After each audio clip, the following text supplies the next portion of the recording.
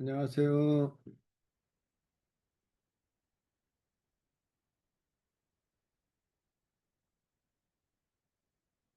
자, 어떻게 다들 준비되셨나요? 오늘은 조금 참석하신 분 숫자가 약간 적은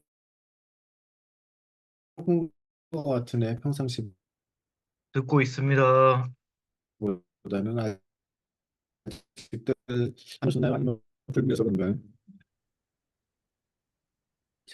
잠깐만. 네. 보통 그 참석자가 30명이 넘었던 것 같은데 오늘은 30명이 아직 안 되는 것 같으네. 30 몇 명이었던 것 같은데. 네. 그리고 그 온라인 수업 제 강의는 오늘이 마지막 날입니다. 예. 네, 그래서 이제 그 오늘 클립마저 그 설명을 드리면은 일단 온라인 강의는 마지막이고 이제 뭐 여러분들 프로젝트 진행하는 것들 좀 제가 한번 살펴보고 뭐 간간히 이제 조금 그 스페셜 토픽들을 제가 아마 강의를 해드릴 예정입니다.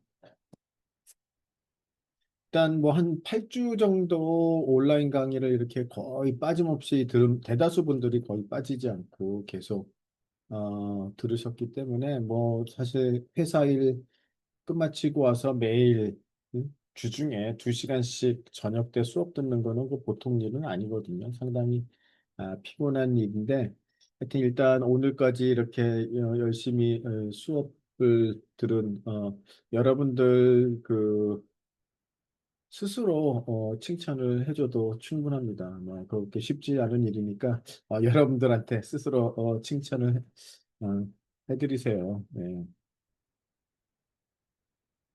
제가 이제 그 클립에 대해서 얘기를 했었는데 이제 지난 시간에 클립 모델이 조금 어느 정도 이해가 되시나요? 이제 워낙 지금 많이 쓰는 그 모델이고 다양한 용도에서 뭐 굉장히 많이 쓰고 있는 모델입니다.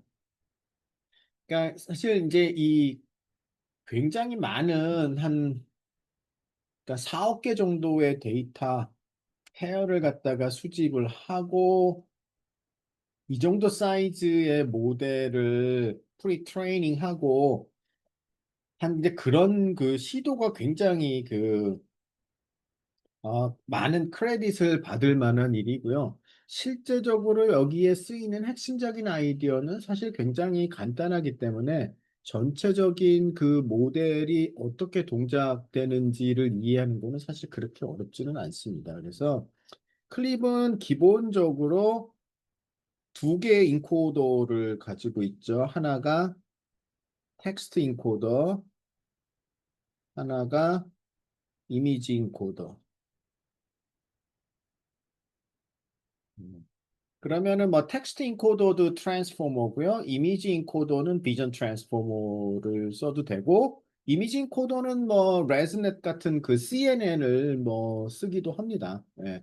근데 이제 텍스트 인코더는 이제 기본적으로 그 트랜스포머 기반의 다양한 그 텍스트 인코더들이 이미 이제 많이 개발된 것들이 있고요.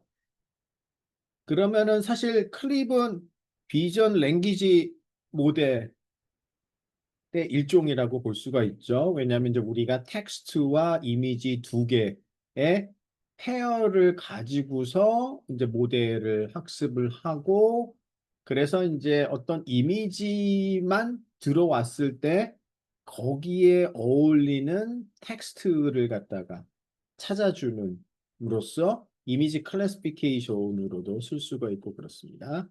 그래서 이제 기본적으로 이 클립은 프리트레이닝 시에 어떻게 하냐면 텍스트 인코더에 들어가는 프롬프트는 그렇게 길지는 않습니다. 그래서 굉장히 짧은 그 프롬프트를 쓰고요. 가장 많이 쓰는 프롬프트가 보통 이렇게 돼 있습니다. photo of a cat. 이제 이런 식으로 돼 있어요. 보통 이제 텍스트 프롬프트들이 이런 식으로 돼 있고 여기에는 이제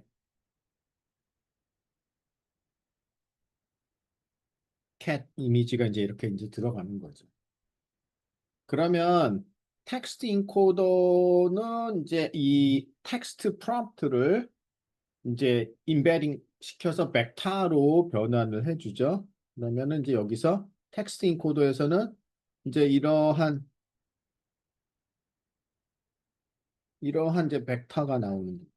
벡터를 어떻게 표현하면 여러분들이 이해가 요런 이제 벡터가 나오는 거고요. 이미지 인코더에서도 임베딩된 이제 벡터가 이제 이렇게 같은 디멘전의 벡터 두 개가 이제 이렇게 각각 나오는 겁니다. 네. 그럼 이제 뭐 예를 들어서 어 뭐라고 부를까요? 텍스트 인코더에서 나온 벡터를 뭐 G, 그다음에 이미지 인코더에 나온 벡터를 뭐 F라고 하면은 그러면 이제 사실은 이 두 개가 굉장히 similar 해야 되잖아요. 그렇죠? 그러면은 G하고 F 이거 이제 이런 뭐 dot product를 계산을 하면은 그러면 이 두 개는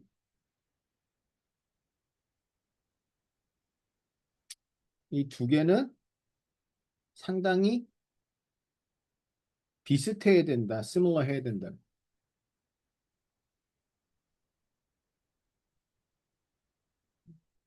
자, 그러면 이제 우리가 텍스트 인코더하고 이미지 인코더를 어떻게 학습을 시키느냐는 거죠.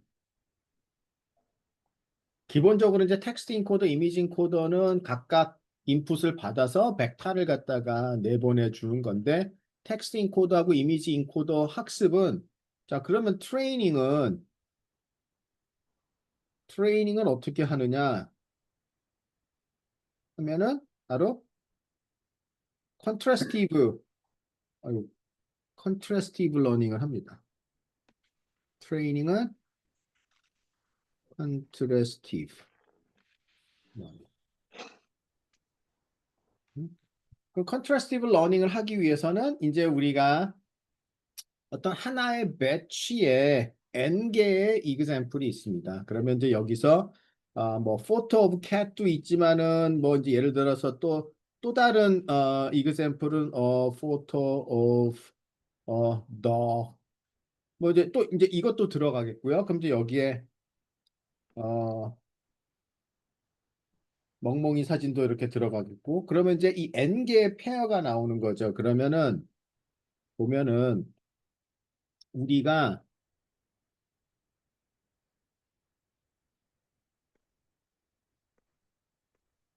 이제 이 n개의 텍스트가 들어가니까 각각이 임베딩 돼서 G1, G2부터 GN 이제 이렇게 n개의 벡터가 나오는 거고요. 이미지 인코더를 거쳐서도 마찬가지로 F1, F2부터 FN개 이제 이렇게 벡터가 나오는 거죠. 그렇죠? 그러면은 이제 F1과 G1, F1과 G2, F1과 GN 사실은 이렇게 따지면 얘네끼리는 이제 이게 비슷한 거고 나머지는 다른 거 아니에요. 그러면 예를 들어서 F1을 갖다가 기준으로 보면은 G1은 파지티브 이그샘플이 되는 거고 나머지 G2부터 GN은 네거티브가 되는 거예요. 그러니까 컨트라스티브 이제 러닝이 되는 거죠. 또 F2 입장에서는 G2만 빼놓고 나머지들은 다 네거티브가 되는 거고 FN 입장에서는 GN만 파지티브고 나머지는 다 네거티브가 되는 거니까 이제 우리가 그 NPR loss 컨트라스티브 러닝에서 이렇게 이제 파지티브하고 많은 이제 그 네거티브 example들이 있으면 컨트라스티브 loss를 생각할 수 있고 그 컨트라스티브 러닝에 의해서 텍스트 인코더와 이미지 인코더를 갖다가 학습을 시키게 되면은 이제 그게 끝이에요. 그러면 이제 이게 인퍼런스 시에는 어떻게 동작을 하느냐? 그러면은 보통 한 장의 이미지가 이제 있습니다. 그럼 그 이미지가 뭐를 나타내는지를 갖다가 이제 이 클립 모델을 통해서 그러니까 이제 예측을 하고 싶은데 어떤 하나의 이미지가 들어오면은 이제 예를 들어서 어떤 하나의 이미지 이제 뭐 들어오면 그거의 이미지 인코더를 거친 것이 이제 F 스타라고 하겠습니다. 그럼 이제 F 스타가 G1부터 GN까지 다 이렇게 이제 비교를 해보는 거예요. 어느 거에 제일 가까운지. 그래서 뭐 G3. 근데 그 G3는 이제 어떤 프롬프트에 인코딩된 임베딩 벡터냐 그러면 뭐 타이거였어요. 포토 오브 타이거. 그러면 이 새로 들어온 테스트 이미지는 타이거, 포토 오브 타이거에서 타이거 이미지다라고 이제 판단을 하는 거죠. 뭐 엄청 간단하잖아요. 음. 그렇지만 여기서 그러니까 항상 이제 텍스트와 이미지 페어를 가지고 우리가 이제 모델을 학습을 함으로써 이미지만 들어와도 거기에 해당되는 이제 텍스트를 우리가 이제 결정할 수 있다. 그래서 이제 이 텍스트 인코더에 들어가는 많은 텍스트 프롬프트들은 우리가 사실 디자인을 보통 합니다. 네. 그럼 이제 이렇게 프리트레이닝 된 거를 가지고 그냥 다양한 케이스에 그냥 우리가 그 지로샷 이제 여기서 중요한 게 지로샷이에요. 그러니까 이제 학습하지 않고 그냥 바로 적용을 한다는 거예요. 이제 더 이상 어떤 새로운 데이터에 대해서 음, 그게 이제 중요한 포인트입니다. 그러면 혹시 이런 거 뭐 제가 이제 한번 뭐 질문을 하겠는데요. 자, 텍스트 인코더는 트랜스포머 기반이죠. 자, 그러면은 이제 이렇게 어떤 텍스트 프롬프트가 들어가면은 사실 그게 이제 토큰들의 시퀀스 아니에요. 네?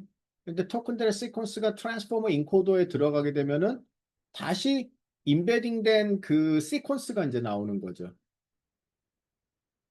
근데 어떻게 하나의 벡터로 텍스트 인코더가 하나의 벡터로 아웃풋을 내줄 수 있을까요?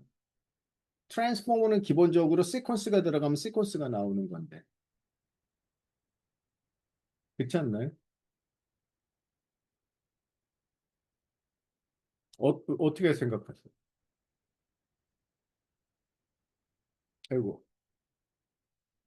자, 제 질문은 이렇습니다. 자, 예를 들어 뭐 어떠한 텍스트 프롬프트가 있으면 a photo of a cat.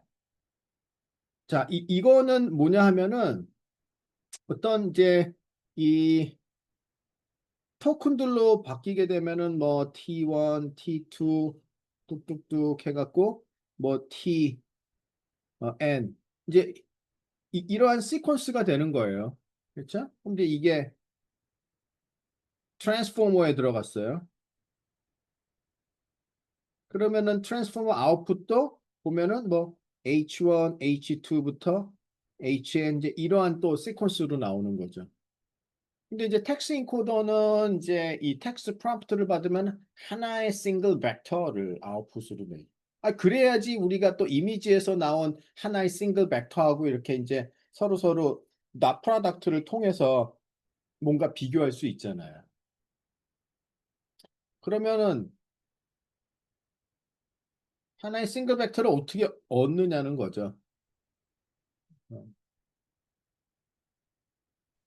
이제 이 정도쯤이면은 이런 거는 이제 여러분들이 조금 이제 대답을 할 수 있어야지 됩니다. 네. 그 저번에 한번 배웠었는데 맨 네. 앞에 있는 헤더 쪽 있잖아요. 그 네. 이름을 까먹었는데 그쪽에 모든 정보가 담겨 있기 때문에 싱글 벡터가 나온다고 하시지 않았나요?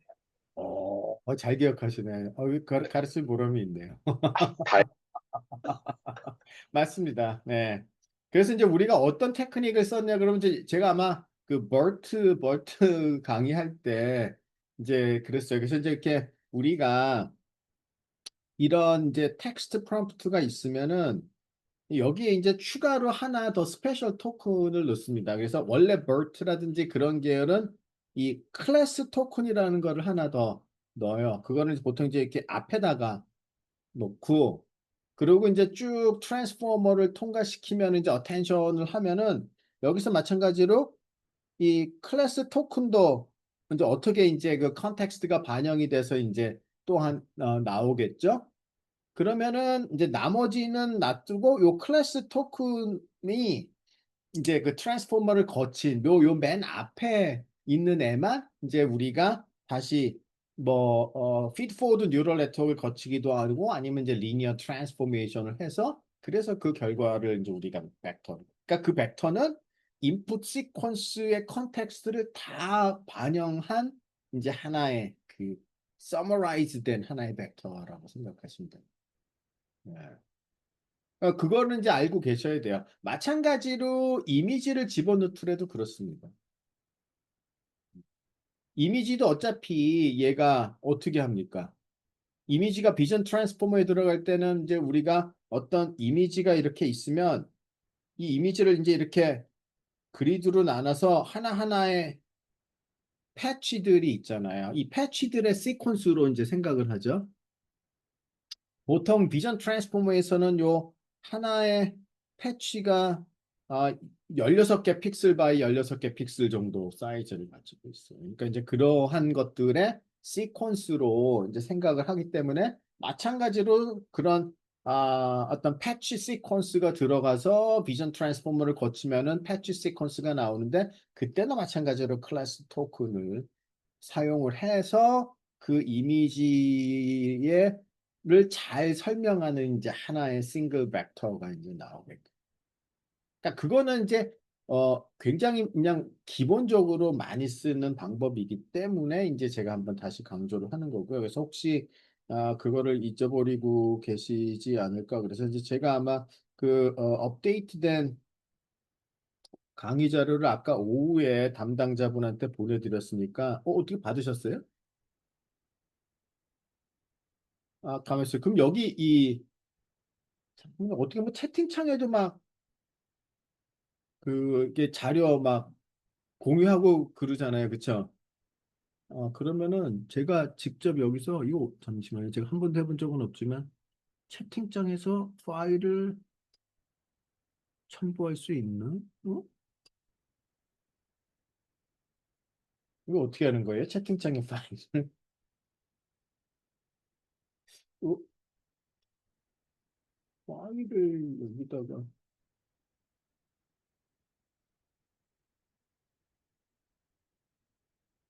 잠시만요. 뭐 글만 쓸 수 있지 여기 파일을 올릴 수도 있나요?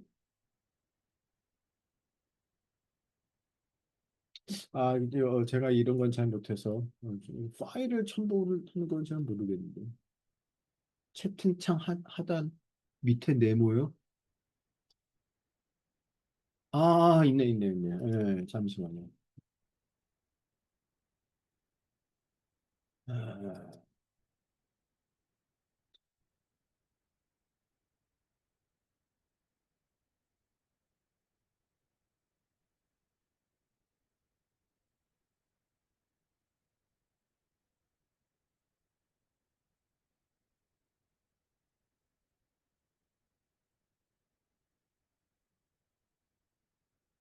하고 있습니다, 지금.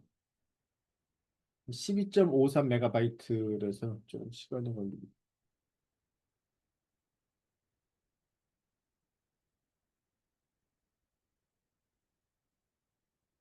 네, 갔습니다. 자, 그래서 이제 얘기한 거를 잠깐 그 텍스팅 코드를 보면은, 제가 여기서 여기다 이제 혹시, 그, 잘 모르고 계실 것 같아서 써놨는데, 근데 이제 이 클립에서는 그러니까 뭐 어떤 스페셜 토큰을 쓰는데 보통은 이제 우리가 이제 클래스 토큰을 보통 많이 쓰는데 이 클립에서는 그 end of sentence 토큰을 가지고 사용을 합니다. 그래서 이게 EOS라는 토큰은 그러니까 보통 이제 어떤 텍스트가 있으면은 이게 그 start of sentence, end of sentence 토큰을 이제 앞뒤로 집어넣는데 클립에서는 그 맨 뒤에 들어가는 end of sentence 토큰을 이제 우리가 최종적으로 그 클래스 토큰처럼 이제 사용을 합니다. 그래서 보통 이제 텍스트 인코더에서는 이제 어떤 텍스트 프롬프트가 이제 쭉 들어가죠. 그러면은 이제 그게 이제 토크나이즈 돼가지고 뭐 포지셔널 임베딩들도 뭐 더해주고 해갖고 이제 어떤 시퀀스, 토큰의 시퀀스 X1부터 X2, XL로 이제 나오고, 그러면 이제 트랜스포머 인코더를 거치게 되면은 다시 이제 H1, H2, HL 뭐 이제 이러한 식으로, 그래서 이제 이러한 시퀀스가 이제 나오는 거죠. 예. 근데 이제 엔드 오브 시퀀스가 맨 뒤에 있었으니까 맨 뒤에 그 엔드 오브 시퀀스 토큰이 이제 그 인코더를 거친 결과를 HEOS라고 하면은 얘를 이제 한번 프로젝션을 시킵니다. 리니어 프로젝션을 시켜서 그 이제 임베딩 다른 임베딩들과 똑같은 디멘전으로 맞춰주고 기본적으로 한번 노멀라이즈를 합니다. 노멀라이즈를 하면 이제 이 최종적으로 텍스트 인코더의 그 아웃풋 싱글 벡터가 이제 그 노멀라이즈 뭐가 됩니다. 이거는 뭐 텍스트 인코더도 그렇고 그 이제 비전 트랜스포머도 마찬가지 테크닉을 쓰면은 됩니다.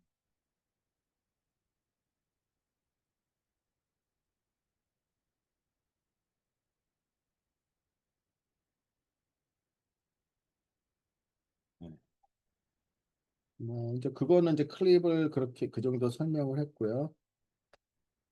그 다음에 이제 제가 어제 그러니까 지로샷으로 뭐 쓰면은 어느 정도는 워킹을 하지만 그래도 우리 이제 다운스트림 데이터를 가지고 파인 튜닝을 하면 훨씬 성능은 좋아지죠.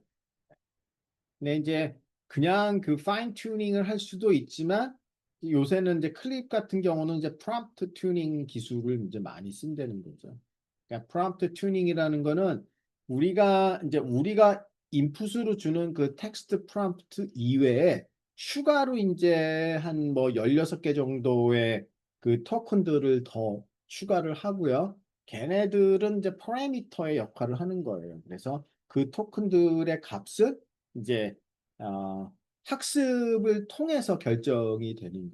그걸 뭐 버추얼 토큰이라고도 이제 부르고 하는데 그래서 러너블 토큰들을 사용을 해서 업데이트하는 기술이 그러니까 이제 프롬프트 튜닝을 할 때는 이 모델 텍스트 인코더하고 이미지 인코더의 모든 모델들 그러니까 파라미터들은 다 프리즈 되는 거예요.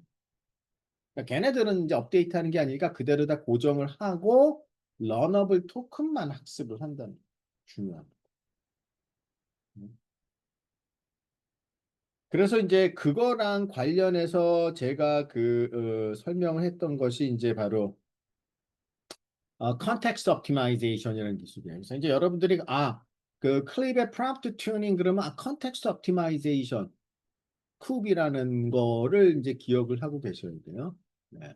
그래서 그 컨텍스트 옵티마이제이션은 기본적으로 이제 이렇게 토큰을 이제 이렇게 텍스트 프롬프트를 이렇게 형성하는 거죠. 원래 이제 이 클래스라는 거는 뭐 예를 들어서 이제 그게 뭐 카냐 뭐 아니면 dog이냐 cat이냐 이제 이거는 기본적으로 들어가는 텍스트고요. 클래스를 나타내는 그러한 그 프롬프트고 이제 나머지 뭐 V1, V2부터 VM까지 얘가 이제 버추얼 토큰이에요. 일단 뭐 버추얼 토큰이라는 거는 즉 다시 얘기해서 러너블 토큰이라는 거죠. 학습이 가능한 토큰이라는 거죠. 딱 고정이 된 것이 아니라. 그러니까 이제 보통 한 16개 정도의 그 러너블 토큰을 쓰는데 그냥 그거는 어떤 임의의 벡터들이에요. 임의의 벡터들인데 그 벡터들의 값이 학습을 통해서 다운스트림 데이터를 가지고 학습을 하는 거. 뭐 어떻게 학습을 하느냐? 그냥 그건 똑같이 우리가 클립에서 사용했던 그런 러스를 이용을 해서 그냥 학습을 하는 거예요. 그러니까 항상 뭐 학습은 그냥 제대로 예측을 할 확률이 높아지는 쪽으로 학습을 하는 거죠. 네. 그래서 이제 클립 같은 경우는 상당히 이제 그 텍스트 프롬프트들이 뭐 하나 들어가느냐 마느냐 뭐 덜을 집어넣느냐 마느냐 이제 이런 것에 따라서도 상당히 이제 영향을 굉장히 많이 받는다고 합니다. 네. 그런데 프롬프트 튜닝을 하면은 이제 훨씬 더 성능이 좋아지는 걸 볼 수가 있어요. 이제 예를 들어서 만약에 뭐 이러한 건 이제 뭐 플라워드를 갖다가 프리딕트하는 거를 봤을 때는 사실 그냥 프롬프트 엔지니어링을 하면은 한 60% 정도대 액큐러시가 나오는데 프롬프트 튜닝을 했더니 90%대로 이제 올라요. 이제 이건 너무 데이터셋에 따라서 다르거든요. 이제 뭐 주로 이러한 그 뭐 칼텍 101은 이제 대표적으로 그 101이니까 그럼 101가지 칼텍 101이 몇 개의 클래스가 있는지 제가 정확하게 기억은 안 납니다. 101개에서 101인지 아니면은 보통 저희가 101이라는 말을 쓸 때는 어 가장 기본적인 거를 지칭할 때 보통 CS에서 101이라고 하거든요. 그래서 보통 이제 저희가 가장 기초적인 프로그래밍을 가르치는 클래스를 이제 CS 101이라고 부르고요. 뭐 머신러닝 101 그러면 이제 머신러닝의 가장 기본을 가르치는 뭐 그게 되겠죠.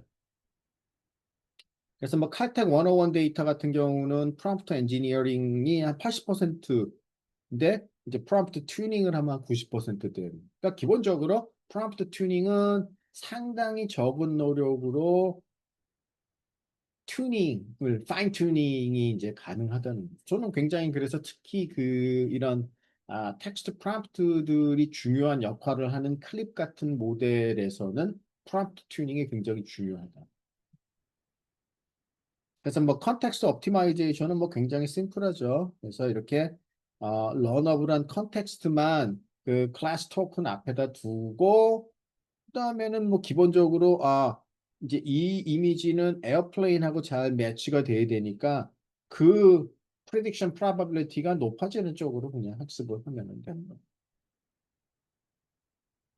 이건 뭐 다 이제 어제 설명을 한 거니까요. 네.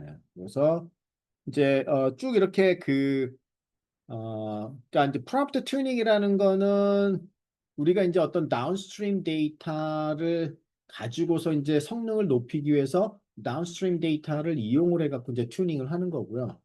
만약에 다운스트림 데이터가 액세스가 불가능하다. 그러니까 우리는 그냥 프리트레인된 클린 모델만 있고 이제 바로 실전에 적용이 돼야 되는 거예요. 뭔가 다운스트림 데이터를 가지고 튜닝을 한 다음에 실전에 투입되는 게 아니라 그 과정 없이 실전에 투입돼야 되는 경우, 뭐 어떤 경우가 있을까? 그러니까 다운스트림 데이터가 있는 경우와 없는 경우가 있습니다. 그러면 없는 경우는 어떤 경우일까요? 그러니까 여러분의 여러분이 하고 있는 애플리케이션에서 다운스트림 데이터에 바로 가지고 튜닝을 할 만한 여유가 없는 문제가 뭐가 있습니까?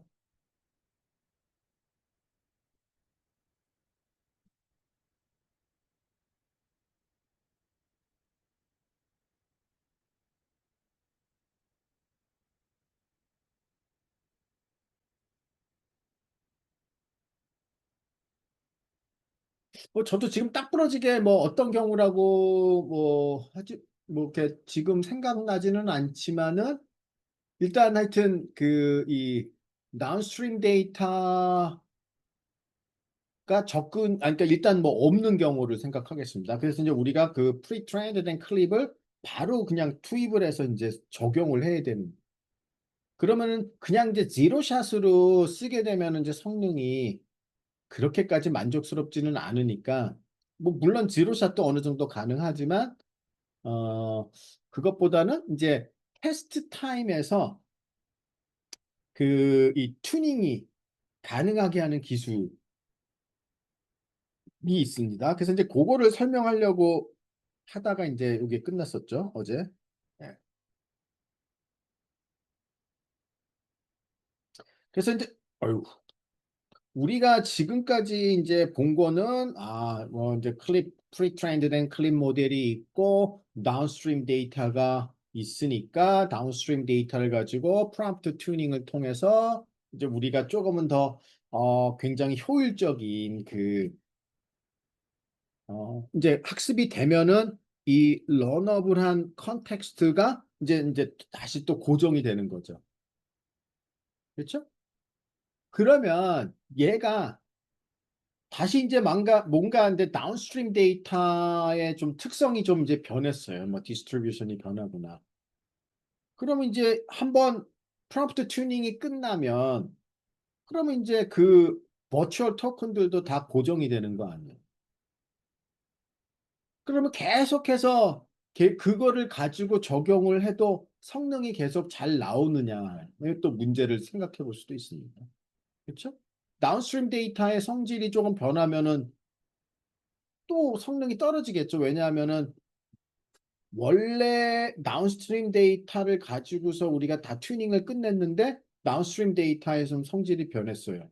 그러면은 이제 그 버추얼 토큰들이 역할을 또 잘 못하는 거니까 또다시 튜닝을 해야 되는데 뭐 그것보다는 이제 테스트 타임에서 조금씩 어떻게 자동적으로 튜닝이 가능하냐 레이블 없이 테스트 데이터라는 거는 뭐 그라운드 트루스도 없죠. 그러니까 다운스트림 데이터를 가지고 튜닝을 하는 거는 그라운드 트루스가 있어요. 그렇죠? 그렇지만 이제 그라운드 트루스 없이 그냥 테스트 인풋 하나 들어와서 바로 그 자리에서 얘가 튜닝을 끝마치고 뭔가 더 성능이 좋아지는 방향으로 프레딕션을 갖다가 합니다. 지금은 테스트 타임 어댑테이션이라는 테크닉을 많이 써요. 그러니까 예전에는 별로 그런 생각을 하지는 못했죠. 아니 뭐 테스트 데이터인데 무슨 테스트 데이터 레이블도 없고 이제 그냥 바로 우리가 프레딕션을 해야 되는데 어떻게 테스트 타임 어댑테이션이 가능하냐. 근데 아이디어는 심플합니다. 네.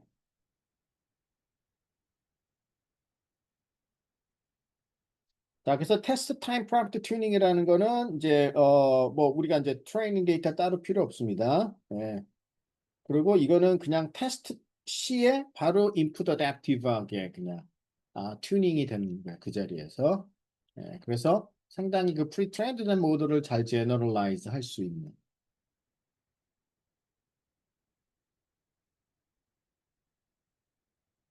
자, 그러면 이제 이 기본적인 방법은 사실은 이 테스트 타임 도메인 어댑테이션이라는 이제 테크닉이 그 전에 이제 2022년도에 그 발표가 됐는데 그 아이디어는 굉장히 간단합니다. 이제 어떻게 하냐 그러면 이제 데이터 어그멘테이션을 활용해요. 그 말은 뭐냐면은 이제 어떤 하나의 이제 테스트 인풋이 이렇게 들어옵니다. 예? 그러면 이제 이미 학습돼 있는 모델 인코더를 하여튼 그 우리 학습돼 있는 그 클립 모델을 갖다가 거쳐서 그래서 뭐 이러한 이제 그 prediction probability가 나오겠죠. 어느 클래스에 속할지. 자, 그럼 이제 우리가 그 이 텍스트 인코더에서 나온 다양한 그 프롬프트들하고 비교를 해가지고 각각 해당되는 그 prediction probability 값들이 쭈루룩 나올 거란 말이에요. 그러면 이 인풋 테스트 데이터를 어그멘테이션을 합니다. 그래서 어그멘테이션을 이제 여러 가지 방법으로 어그멘테이션을 합니다. 그래서 이렇게 이게 이제 어그멘테이션을 한 거예요. 네. 그 어그멘테이션 한 것들도 클립 모델에다가 집어넣고 프레딕션 프로바빌리티를 계산합니다. 애초에 원래 테스트 인풋의 prediction probability와 augmentation 된 것들의 prediction probability. 그래서 그거의 average를 구합니다. 평균을 구해요. 그 prediction probability에. 그리고 이 prediction probability의 그 엔트로피가 최소화가 되게 학습합니다. 왜 엔트로피가 최소화가 되게 학습을 할까요? 자, prediction probability가 있으면 우리가 엔트로피는 계산할 수 있죠. 그럼 엔트로피를 최소화한다는 게 무슨 의미일까요? 로스가 프리딕션과 실제 값이 제일 그 차이가 작다라는 뜻 아닌가요? 여기서 실제 값이라는 건 없습니다. 그라운드 아, 트루스가 그렇네. 없죠. 아, 예, 이거 테스트 데이터니까요. 그러면은 만약에 우리가 예를 들어 cat, dog, tiger 이렇게 이제 세 개의 클래스가 있다고 하겠습니다. 그러면은 prediction probability가 자, cat일 확률 3분의 1, dog일 확률 3분의 1, tiger일 확률 3분의 1 이제 이러한 케이스가 있고 또 다른 케이스는 cat일 확률 4분의 3, dog일 확률 타이거일 확률이 8분의 1, 8분의 1. 그러면 이제 두 개 중에 어떤 쪽이 엔트로피가 더 큰가요? 위에 게 엔트로피가 큰가요? 밑에 게 엔트로피가 큰가요?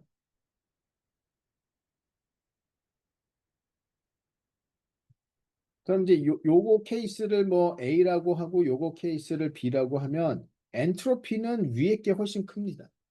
그렇죠? 그러니까 엔트로피를 줄인다는 거는 무슨 얘기냐?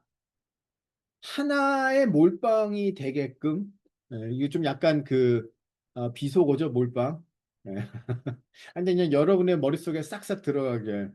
저도 몰빵이라는 얘기를 거의 쓰지는 않는데 뭐 지금 제일 적절한 단어는 몰빵밖에 생각이 안 나는데요. 예. 그러니까 하나의 그 클래스의 probability가 거의 도미넌트하게 커지고 나머지들이 줄어들어야 엔트로피가 점점점 줄어드는 거거든요. 클래시피케이션 입장에서는 그게 좋은 거예요. 그렇죠? 그래서 엔트로피를 최소화한다. 그래서 엔트로피가 최소화가 돼. 왜냐하면은 이 테스트 시에는 뭐 그라운드 트루스가 없으니까 러스라는 거를 뭐 그라운드 트루스와의 뭐 차이라든지 뭐 크로스 엔트로피라 뭐 이런 거 구할 수가 없잖아요. 그러니까 그냥 쭉 대신에 이제 어떤 하나의 프레딕션에 의존하는 것이 아니라 다양한 어그멘테이션을 쭉 해가지고 각각에 대한 그 프레딕션 프로바빌리티들이 쭉 나오면 이제 그거를 에버리징을 하고 그 에버리지된 프레딕션 프로바빌리티 엔트로피가 낮아지는 방향으로 파라미터들을 조금 튜닝을 합니다. 그렇게 튜닝을 한 다음에 파이널 앤서를 이제 내보내는 그러면은 이제 그게 테스트 타임 어댑테이션이라는 기법입니다.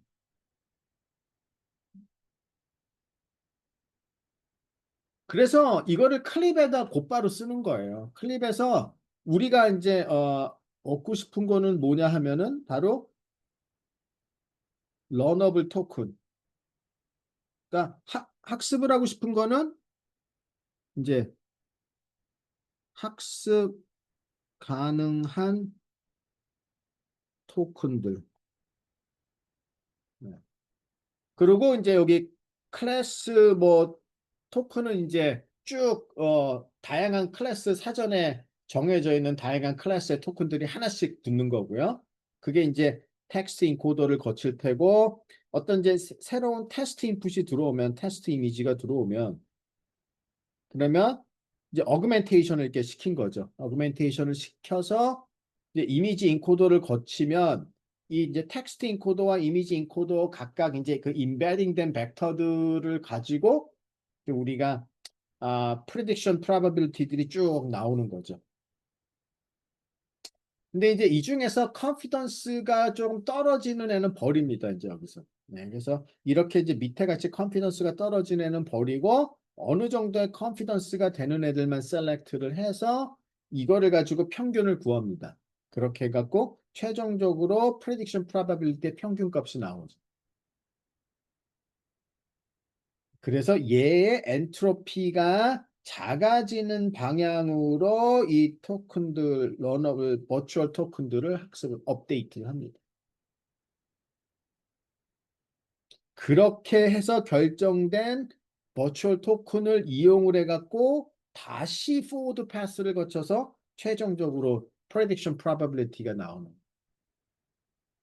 이게 이제 바로 그 test time prompt tuning이라는 거죠.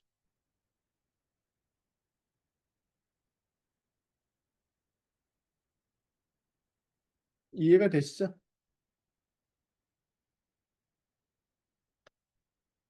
네, 그래서 이게 이제 약간 그 디스트리뷰션 시프트가 있는 경우에도 뭐 사실 이거는 이제 만약에 그냥 그 프롬프트 튜닝이 이제 다운스트림 데이터에 대해서 어댑테이션이 다 끝난 상태에서 다시 그 버추얼 토큰들의 값을 고정을 해놓고 그냥 다운스트림 테스트 데이터에 적용을 하게 되면은 이 다운스트림 데이터의 디스트리뷰션이 이제 계속 변하게 되면은 성능이 떨어지는데 이거는 계속 그냥 그때그때마다 조금씩 어댑테이션을 갖다가 하니까 자연스러운 디스트리뷰션 시프트에 대해서는 상당히 이제 로버스트하다고 볼 수가 있는.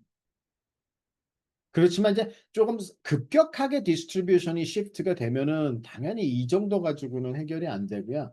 그때는 이제 만약에 어떤 굉장히 심각한 그 레이블 시프트가 일어나면은 이제 레이블 시프트 어댑테이션 테크닉을 갖다가 써야 되고요. 특히 그 뭐 제가 이제 최근에 그 마이어 쪽에 그 코업을 했는데 마이어 쪽은 이제 레이블 시프트들이 상당히 스트롱 많이 일어나더라고요. 그래서 이제 그때 이제 어떤 특정한 방법들을 적용했더니 이 뭐 퍼포먼스가 뭐 드라마틱하게 굉장히 지금 좋아졌어요. 그러니까 안 쓰면은 뭐 한 성능이 뭐 5, 60%였는데 쓰니까 막 거의 한 90% 이제 이렇게 막 확 좋아지는. 네, 그래서 이제 그쪽에서도 지금 아주 그냥 뭐 신나하고 있습니다. 네. 그다음에 아니면 뭐 코베리의 시프트가 심각하게 일어났다든지 그러면 이제 따로 엑스트라 테크닉을 써야 되지만 그냥 자연스러운 디스트리뷰션 시프트라는 거는 기본적으로 고정되어 있지는 않거든요. 디스트리뷰션이. 그러니까 그냥 조금씩 그래주얼하게 이제 이런 테스트 데이터들이 변하는 상황에서는 그냥 테스트 타임 어댑테이션 테크닉 정도를 쓰더라도 상당히 효과가 있다. 하여튼 실험 결과들은 이제 뭐 그런 것들을 보여주고 있습니다. 그다음에 그 수도 레이블링 테크닉은 일단 지금은 뭐 이걸 제가 예전에 다른 데서 강의할 때는 한 번 했었는데 지금은 뭐 아직 그렇게 여러분들한테 중요한 건 아니라서 이거는 스킵하고 오히려 요거를 그 도메인 어댑테이션 그러니까 프롬프트 러닝을 통해서도 도메인 어댑테이션 그러니까 도메인 어댑테이션이 일단 뭔지 그리고 도메인 어댑테이션은 다양한 방법들이 존재를 합니다, 사실. 근데 이제 여기서는 지금 우리는 이제 어떤 이제 프롬프트 러닝을 제가 지금 강조를 하고 있으니까 단순히 프롬프트 튜닝만을 통해서도 도메인 어댑테이션을 하는 그 기술을 이제 여러분들한테 소개를 해드리려고 합니다.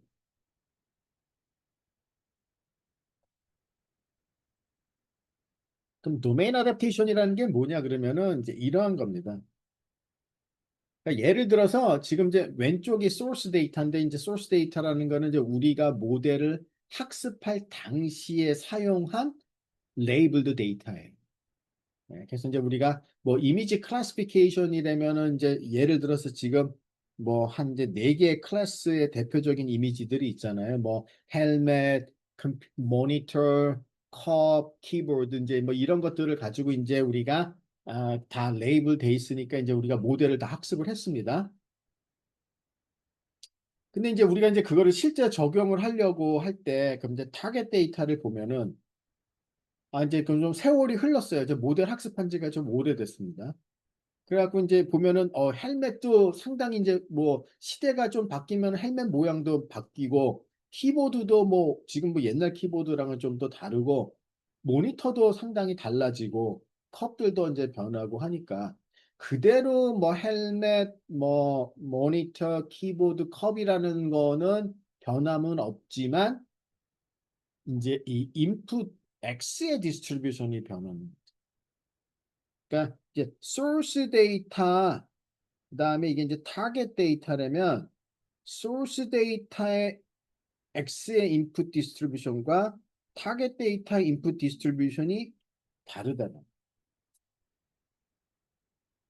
그런데 뭐는 같으냐 그러면은 이거는 같다는 거야. X하고 Y의 관계. 그러니까 뭐 이런 게 들어가면 이거는 뭐 헬멧이다. 이런 게 들어가면 이거는 뭐 모니터다. 이거는 이제 같아요. 소스나 타겟은. 그러니까 X에서 Y의 관계는 같지만 X의 디스트리뷰션은 달라집니다. 이제 이게 도메인 시프트. 특히 이제 이게 코베리에 시프트. 이게 뭐 이건 이제 뭐 도메인 시프트라고 얘기하셔도 되고요. 근데 이제 도메인 시프트는 저 코베리에 시프트보다는 더 큰 개념이긴 합니다. 그럼 이제 우리의 관건은 우리가 그 모델을 어떻게 만들면 이렇게 도메인이 시프트 되더라도 좀 거기에 잘 적응을 해서 모델 성능이 그렇게 떨어지지 않게끔 할 수가 있는. 음.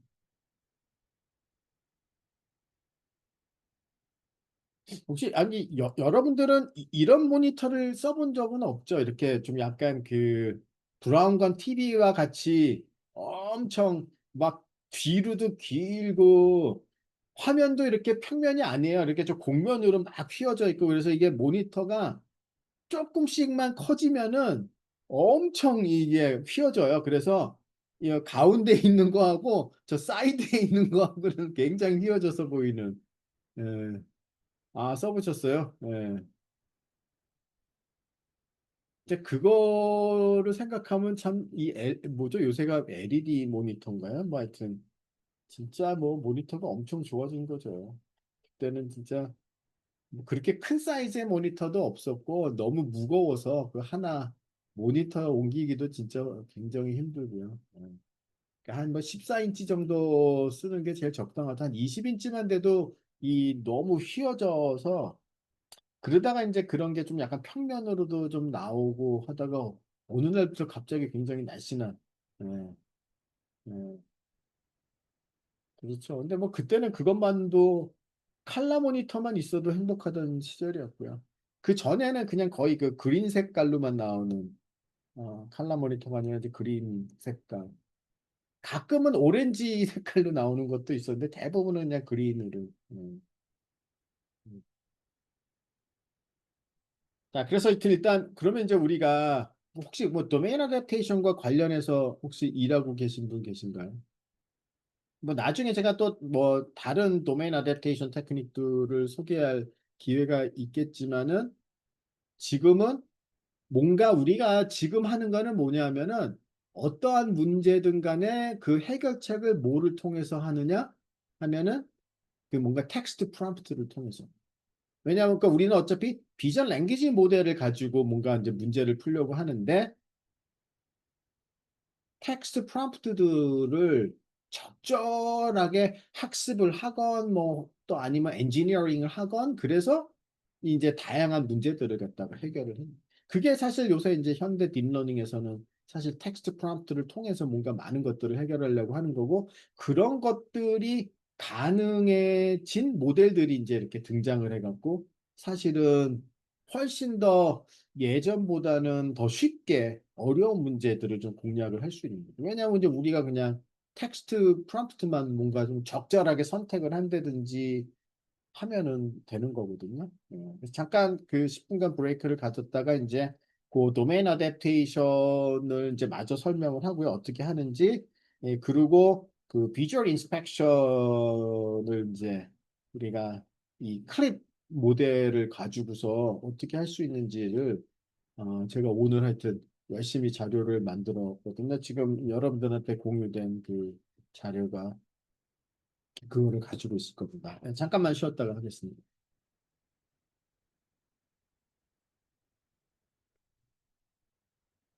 자, 다시 시작할 준비 되셨나요?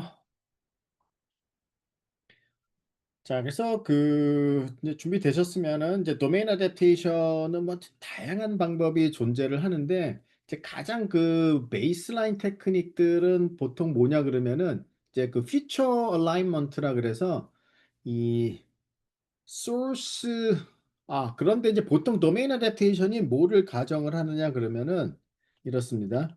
그 이제 당연히 source 데이터는 레이블 데이터고 우리가 이제 모델 학습할 때 사용한 거고요.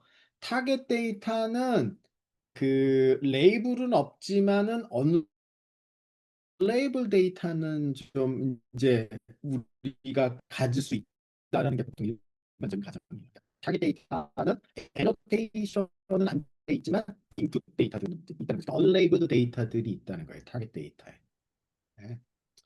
그래서 이제 그러한 경우에 보통 이제 피처 얼라이먼트라는 건 뭐냐 하면 이게 소스 데이터인지 타겟 데이터인지 우리가 어떤 그 피처들이 좀 분간이 안 되게끔 그러한 피처들을 갖다가 그 좀 찾는 이제 그러한 모델들을 만들게 되면은 사실 그러니까 소스하고 타겟 도메인의 이제 구별이 점점 없어지는 거거든요. 피처가 그런 것들이 이제 그 피처 얼라이먼트 테크닉이라고 하는데 지금 오늘 소개하려는 거는 뭐냐 하면은 이제 그냥 그 텍스트 프롬프트를 이용하는 기술입니다. 그래서 아이디어는 굉장히 간단해요. 뭐냐면 그럼 뭐 도메인 정보를 그냥 프롬프트에다 집어넣는 거예요.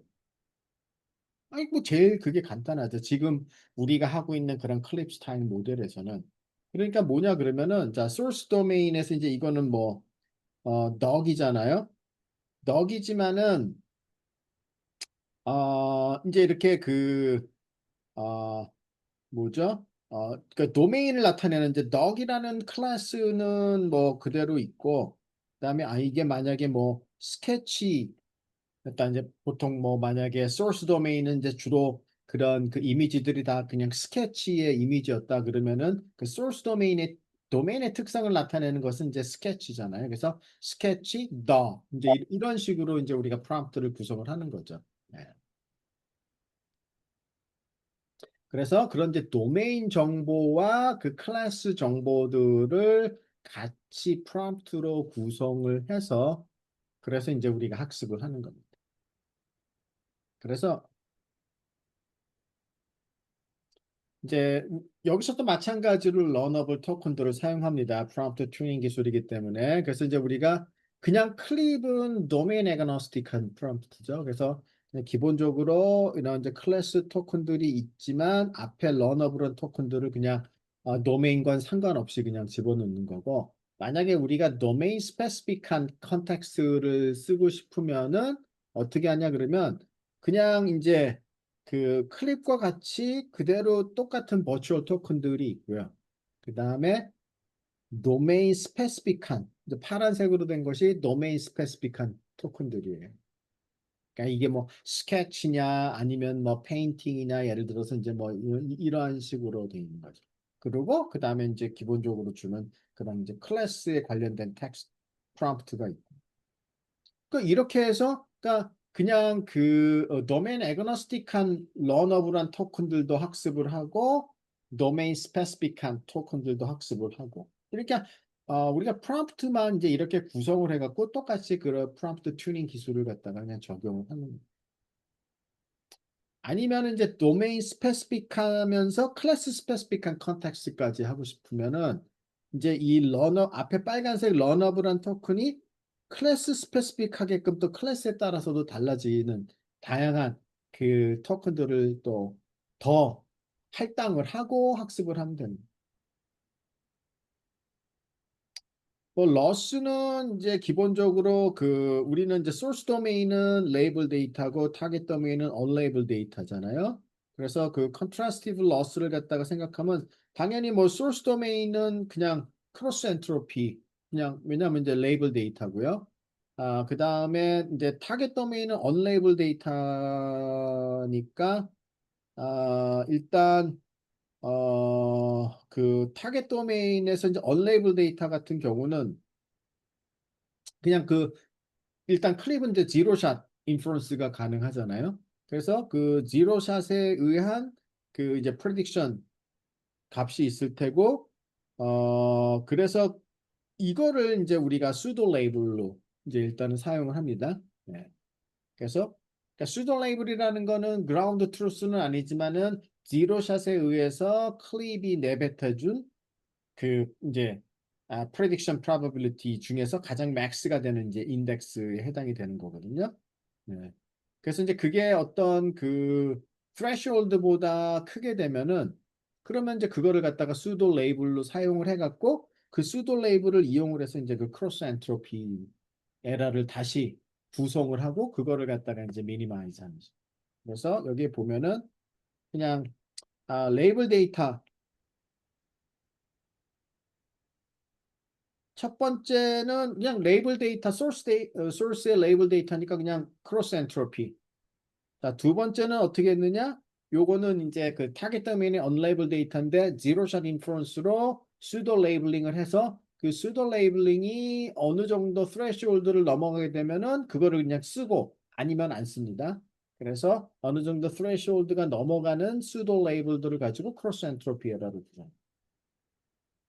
그러니까 레이블이 있으면 그 다음에 크로스 엔트로피 에러는 뭐 그대로 그냥 여러분이 익숙한 거잖아요. 근데 이제 이 타겟 도메인에서는 레이블이 없으니까 언레이블 데이터니까 보통 이제 그 클립이 지로샷이 어느 정도 가능하니까 지로샷에 의해서 나온 그 결과를 수도 레이블로 써서 한다. 뭐 그거밖에 없습니다. 굉장히 스트레이트포워드해요. 그래서 지금 이 뭐 그림은 그러한 내용입니다. 그래서 보면은 이제 이게 도메인 애그노스틱한 그 클립에서 쓰는 프롬프트 튜닝에서 쓰는 이제 컨텍스트 그리고 도메인 스페시픽한 컨텍스트들이 있죠. 그리고 이제 그 클래스 토큰 이것들이 다 이제 그 텍스트 인코더를 거쳐서 이제 임베딩 벡터가 되는 거고요. 뭐 이제 이미지들이 어떤 하나가 들어왔을 때에는 각각 이미지 인코더를 거쳐서 나온 애들 그리고 걔네들과의 그 이제 이 similarity를 갖다가 보는 거죠. 예, 그래서 우리가 이제 최종적으로 어떤 게 제일 큰지 그거를 갖다가 이제 결정을 하는 겁니다.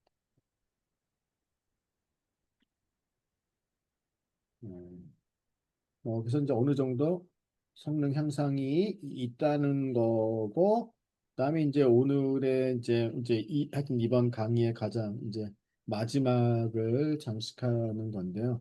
뭐 아마 이제 많은 분들이 이제 여기 이런 거에 관심이 아마 있으실 거예요. 그래서 이런 이제 좀 비주얼 인스펙션을 이제 자동적으로 하는 뭐 이것만이 유일한 방법은 아닙니다. 굉장히 다양한 방법이 있는데 마침 이제 우리가 클립이라는 클립 스타일 모델들을 이제 다양한 방면으로 지금 보고 있으니까 이런 이제 클립 스타일 모델을 zero shot anomaly detection에는 이제 어떻게 우리가 이제 사용할 수 있는지 그러니까 zero shot anomaly detection이라는 거는 pre-trained 된 그 클립 스타일 모델을 가지고 와서 바로 anomaly 이상 탐지에 그냥 그대로 투입을 하는 거예요. 뭐 추가적으로 학습이고 자시고 그런 것도 그 다음에 이제 few-shot anomaly detection이라는 거는 아주 적은 뭐 한 개에서 한 네 개 정도의 뭔가 우리가 정상 데이터가 있으면 그거를 가지고 러닝을 하는 거예요. 뭐 윈클립, 어노멀리 클립 먼저 대표적으로 있는데 오늘 강의는 그냥 가장 더 먼저 나온 이제 윈클립을 오늘은 먼저 소개를 그냥 시켜드리려고 합니다. 자, 그래서 이제 그 비주얼 인스펙션이라는 거는 어떤 제품의 그 이제 이미지들이 있을 때 단순히 그 이미지만 보고서 뭔가 어떤 프로덕트에 이상이 있는지 없는지를 디텍트하고 어느 부분이 이상인지까지도 세그멘테이션을 갖다가 해주는 거를 목표로 합니다. 비주얼 인스펙션에서는. 네. 근데 그러면 이제 뭐 어떤 점들이 어려우냐 그 인더스트리에서 그 비주얼 인스펙션들을 오토매틱하게 하려고 할 때 이게 사실 보통은 뭐 저는 이제 제조업을 잘 모르지만은 뭔가 상당히 여러 공정들을 쫙 거치면서 물건들이 나오는 거니까요. 또 그 공정마다도 뭔가 또 우리가 뭔가 문제가 있는지 없는지도 판단을 해야 되고 이게 상당히 굉장히 많은 공정을 거쳐서 나오는 거기 때문에 뭔가 이렇게 모델을 막 어떤 하나의 전문적으로 스페셜라이즈된 모델을 갖다가 학습하는 것이 그렇게 이제 쉽지는 않다는 겁니다. 네, 그리고 계속해서 새로운 프로덕트들이 나오고요. 그 다음에 또 이렇게 뭔가 이상이 있는 그런 케이스들, example들이 그렇게 이제 많지도 않고요. 예, 그리고 뭐 또 어떤 경우는 이게 뭐 정상인지 비정상인지도 상당히 조금 어, 구별하기가 좀 어려운 것들이 많죠. 네, 그래서 이 정도는 뭐 acceptable한 이상인지 아닌지 뭐 상당히 그 이제 어렵습니다. 그래서 사실 이제 어려운데 지금 이제 여기서 하는 거는 다양한 뭐 기존에도 다양한 비주얼 인스펙션 방법들이 있지만 여기서 강조하는 거는 마찬가지로 여기서도 우리가 랭귀지들을 이용하니까 이제 텍스트, 프롬프트를 잘 활용을 하는 이제 방법 그거를 가지고서 어떻게 제로샷이 가능하게 하는지 이제 뭐 그게 이제 주 핵심이 되겠습니다. 그래서 여기서의 키는 Language Guided Anomaly Detection이라는 그러니까 이제 우리가 이 말은 뭐냐면 우리가 이제 어떤 뭐 문제마다 다르겠죠. 그렇지만 이제 우리가 어떤 프로덕트에서 이상을 할 때 그거 문제 뭐 문제마다 이상이라는 건 다르잖아요. 아, 스크래치가 있느냐 없느냐. 뭐 이런 게 이제 하나가 있겠고요. 뭐 또 뭐 어떤 게 있을까요? 뭐 그러니까 어떤 이상이라는 거를 갖다가 우리 문장으로 자연어로 표현을 하면은 뭐 어떤 것들이 있습니까? 아니면 뭐 일부분 뭐 미싱이 됐다. 그렇죠? 아니면 일부분 뭐 파손이 됐다. 아니면 뭐 스크래치가 있다. 그러니까 그거는 이제 해당되는 문제에 따라서 이제 우리가 어떠한 문제를 describe 하는 이제 그러한 텍스트 프롬프트들을 이제 우리가 구성을 할 수 있는 거죠. 그런 것들을 이제 우리가 활용을 하는 거예요. 그래서 이제 그거를 컴포지셔널 프롬프트 앙상블이라고 하는데 이제 뭐 예를 제가 보여드리겠지만은 하여튼 뭔가 이상 그리고 정상을 설명하는 그런 텍스트 디스크립션들을 얘기를 합니다. 자, 그리고 이제 이 이미지에서 특별히 또 뭐 어느 부분이 이제 이상이 있는지를 또 알아내니까 그냥 우리가 어떤 하나의 이미지가 들어오고 거기에 이제 제품이 찍힌 어떤 하나의 이미지가 있을 때 그냥 단순히 이상이다, 아니다. 이것만 판단을 하면은 재미가 없죠. 만약에 정상이면은 오케이. 그러나 만약에 비정상이면 어느 부분이 비정상인지. 이제 그래서 이제 윈도우 베이스드 테크닉, 그 윈도잉을 하면서 이렇게 이미지에서 윈도잉들을 해서 뭔가 우리 이상이라는 것이 어느 픽셀들과 얼라인이 되는지 이제 뭐 그런 것까지도 이제 우리가 찾아내려고 하는 거고요. 그리고 이제 우리가 퓨샷 익스텐션을 합니다. 그래서 윈클립 플러스라는 거는 몇 개 레퍼런스 정상 이미지가 만약에 있다면 그것들을 이용을 해갖고 학습을 조금 튜닝을 해서 훨씬 더 성능을 높이겠다. 그 뜻입니다. 그래서 이제 뭐 이런 예제예요. 뭐 보시면은 뭐 이제 뭐 이런 어떤 나무판 위 아니면 뭐 스크루 그 다음에 뭐죠? 마카로니스라고 돼 있는데 잘 모르겠는데요. 네, 그리고 이거는 이제 아마 뭐 PCB 뭐 기판 같은 건데요. 이제 이런 이미지가 있을 때 사실 이제 이 그라운드 트루스 마스크라는 거는 이제 어떤 조금 뭔가 이상이 있는 데들을 이렇게 이제 마스킹을 해놓은 거거든요. 이건 이제 그라운드 트루스예요. 그러니까 이제 사람이 이제 정확하게 어디가 문제가 있다고 이제 이렇게 표시가 해놓은 거고요. 이제 이런 이제 지로샷으로 이제 우리가 그 클립 스타일 모델을 그냥 지로샷으로 이제 적용을 했을 때 얘가 이상이 있다고 찾아낸 파트가 여기에요. 근데 보시면은 상당히 그라운드 트루스랑 굉장히 일치를 하죠. 그러니까 윙클립 같은 경우는 뭐 어떤 지금 슈퍼바이즈로 학습하는 거는 아니에요. 그 다음 이제 윙클립 플러스라는 거는 이제 레퍼런스 데이터가 있는 경우에 이제 좀 추가적으로 튜닝을 하는 거고, 이제 그렇게 되면은 좀 약간 이렇게, 찾아낸 영역들이 조금은 더 작아지고 이제 좀 더 정확해진 거를 보실 수 있지만은, 그러니까 이런 그 클립 스타일 계열들이 제 생각에는 비주얼 인스펙션에는 굉장히 저는 좋은 방향이라고 저는 생각이 듭니다. 그러니까 뭐 학습도 그렇게 이제 어렵지는 않고 뭐 심지어는 뭐 지로샷으로도 쓸 수도 있고 하니까. 그럼 이제 이런 거는 이제 어떻게 하느냐 한번 보시죠. 그래서 이제 일단 두 가지 태스크입니다. Anomaly Classification, Anomaly Segmentation. 그러니까 Anomaly Classification이 뭐냐 하면 그냥 이미지 한 장 딱 들어왔으면 그 이미지에 정상이다, 비정상이다. 네. 이제 이렇게 판단을 하는 거예요, 그냥. 네. 그다음에 Anomaly Segmentation은 보시다시피 아까 이렇게 보여드린 대로 그러니까 이런 거죠. Anomaly Classification은 얘네들 전부 다 비정상 이렇게 그냥 이미지 가지고 판단하는 거고 Anomaly Segmentation은 이제 이렇게 빨갛게 마스킹을 하는 거예요. 이제 비정상인데를 이제 이렇게 세그멘테이션 하는 것이 이제 Anomaly Segmentation. 지로샷은 그냥 뭐 타스크에 어떤 이제 추가적인 example을 가지고 학습을 하지 않은 상태에서 바로 디시전을 내리는 거고요. few normal shot이라는 거는 이제 몇 개의 레퍼런스, 정상 레퍼런스 이미지를 가지고 추가적인 학습을 하는 겁니다. 자, 그럼 이제 그 알고리즘의 첫 번째 단계는 뭐냐 하면 이제 컴포지셔널 프롬프트 앙상블이라는 거예요. 그럼 이제 우리가 그 프롬프트들을 이제 만드는 겁니다. 그 문제에 따라서.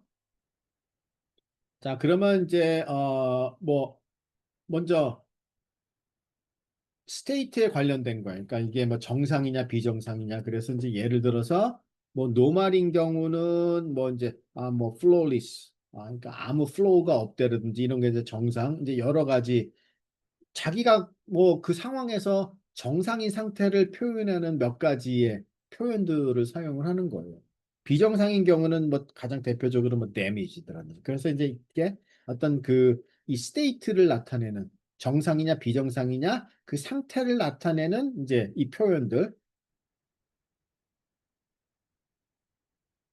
네, 그 다음에 뭐 템플릿은 예를 들면 a photo of 뭐 그다음에 뭐 flawless object, 뭐 flawless something 뭐 이렇게 하죠. 그 다음에 그리고 그 다음에 이제 프롬프트는 이제 스테이트를 나타내는 단어와 템플릿은 뭐 a photo of라는 뭐 템플릿을 쓴다면은 이제 정상과 비정상에서 각각 그리고 그 클래스 그러면 이제 예를 들어서 뭐 이게 어떤 그 이제 우리가 이제 이게 다양한 정상과 비정상의 다양한 표현들을 다 텍스트 인코더에다 집어넣고, 그렇죠? 그럼 이제 정상에 해당되는 표현들이 뭐 한 5개가 있었고요.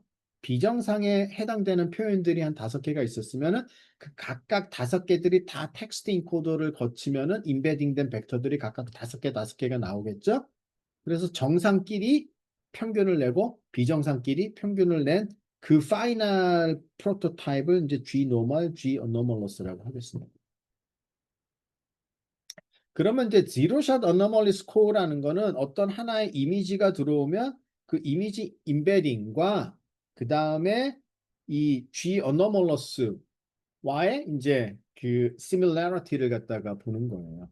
그래서 그거를 갖다가 이거는 뭐 거의 뭐 소프트맥스랑 같은 거죠. 그래서 그냥 노멀라이즈를 한 그 결과가 바로 그 비정상일 확률이 되는 거죠.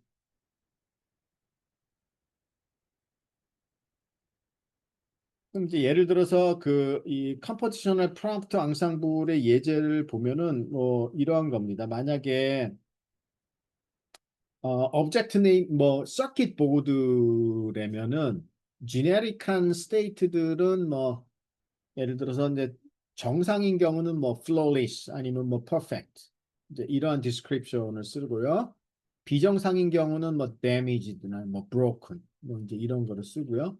이제 뭐 task specific한 state는 뭐 bad soldering 제가 이게 정확하게 무슨 뜻인지 이게 혹시 bad soldering이 무슨 뜻인지 아시는 분 계세요?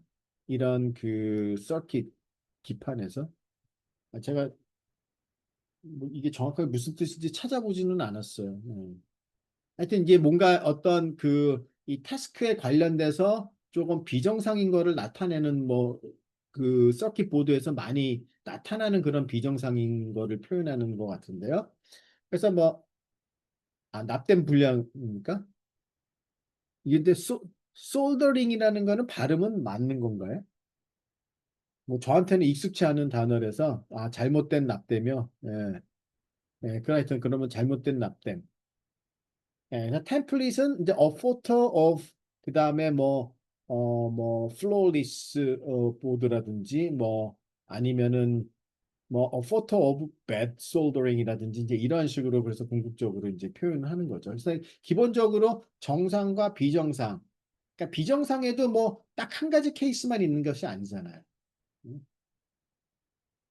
근데 그 다양한 정상과 비정상의 그 표현들, 그건 이제 자기가 미리 이제 그 문제에 맞게끔 정하는 거고, 그 각각의 텍스트들이 텍스트 인코더를 거치면은 이제 벡터가 하나씩 나오는 거 아니에요. 각각 케이스마다.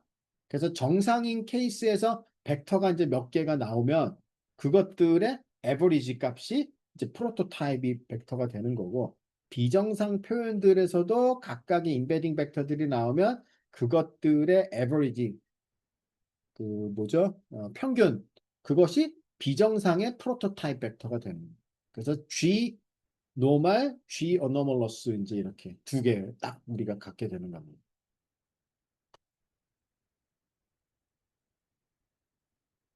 자, 그러면 이제 그 서킷 보드 같은 example에서 이제 normal 클래스의 prompt는 뭐 예를 들어서 a photo of a flawless circuit board 뭐 이제 이거 이렇게 쓰거나 아니면 뭐 a cropped photo of a flawless circuit board, a photo of a perfect circuit board 이제 뭐 이렇게 이제 여러 가지 우리가 표현들이 있습니다. 그러면은 각각 표현별로 텍스트 인코더를 거치면은 예를 들어 뭐 여기서 노멀인 경우 텍스트 인코더를 거쳐서 나오는 것이 뭐 V1, V2, V3, V4 이제 벡터를 이렇게 표현을 하겠습니다. 그다음 이제 anomalous 같은 경우는 photo of damaged circuit board 뭐 circuit board에 문제가 있거나 아니면 이제 a cropped photo of the damaged circuit, a photo of the bad soldering circuit board 이제 이런 식으로 쭉 있으면 여기서도 이제 다양하게 이러한 것이 뭐 U1, U2 텍스트 인코더를 거친 것들이 이제 이러한 식으로 쭉 해갖고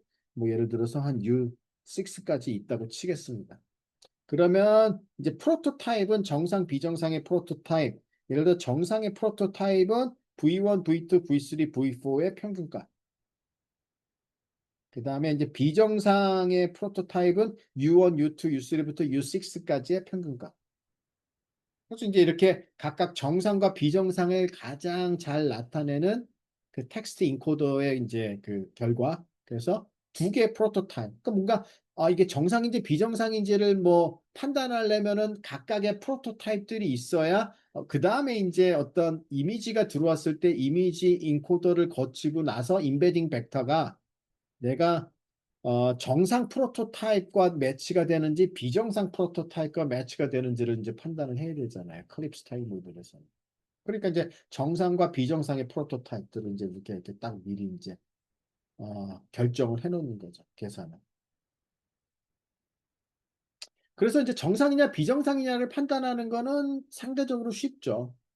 이미지 들어오면 그냥 이미지 스케일에서 그냥 바로 이미지 인코더 거친 임베링 벡터를 가지고 G 노멀에 가까운지 그러니까 G 어너멀러스 1 프로바빌리티를 이제 우리가 이렇게 구했잖아요. 이렇게 프로토타입이 있으면은 그렇죠?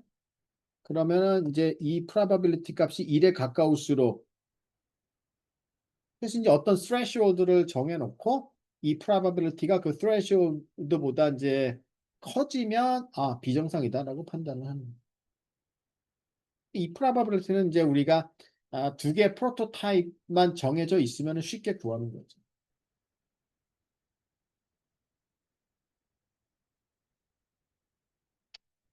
근데 이제 그 이 anomaly segmentation이 이제 조금 더 어렵습니다. 당연히 어렵겠죠. 어느 부분이 이제 문제가 있는지. 그래서 이제 제로샷 세그멘테이션을 보면은 사실 그냥 그 이 바닐라 클립 피처들은 사실 이 랭귀지랑 그다지 이렇게 이제 뭐 부분적으로 그런 것들이 잘 어울리지, 그러니까 잘 얼라인이 돼 있지는 않아요. 그래서 이제 윈도잉을 합니다.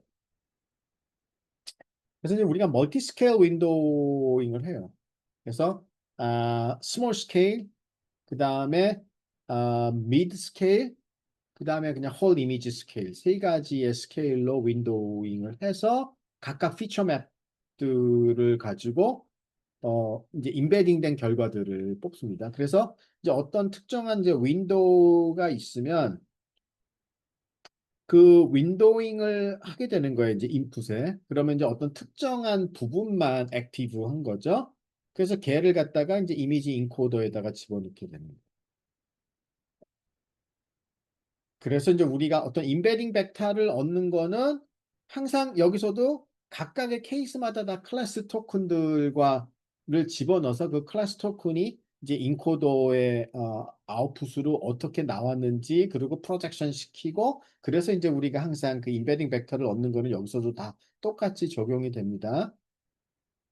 그래서 이제 앞에서 한번 제가 강조를 한 거고 그래서 이제 예를 들어 스몰 스케일, 미드 스케일, 이미지 스케일로 해서 이제 각각 이미지 인코더를 거치게 돼서 나온 그 이 임베딩 벡터들을 갖다가 이제 활용을 할 겁니다.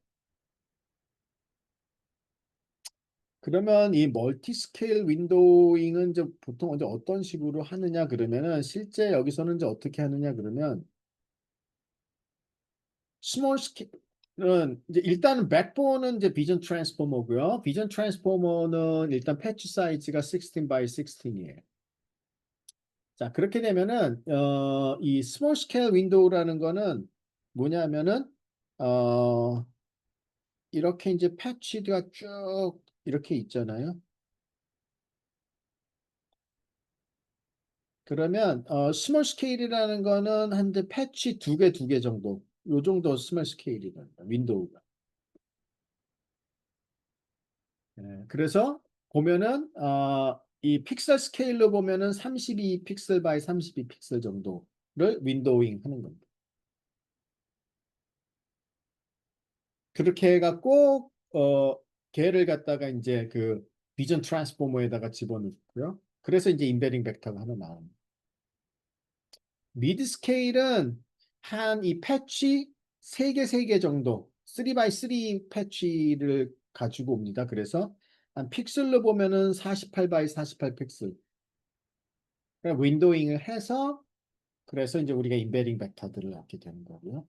이미지 스케일은 그냥 홀 이미지 그대로 그냥 하는 거기 때문에 윈도잉을 하지는 않습니다. 그렇게 해서 이제 우리가 임베딩 벡터를 갖다가 얻게 되는 거죠. 그러면 이제 이 각각의 윈도잉을 하고 얻게 되는 그 이 피처를 이제 제가 여기서 large F 그다음에 그 윈도우를 나타내는 W 그리고 IJ 이렇게 써놓은.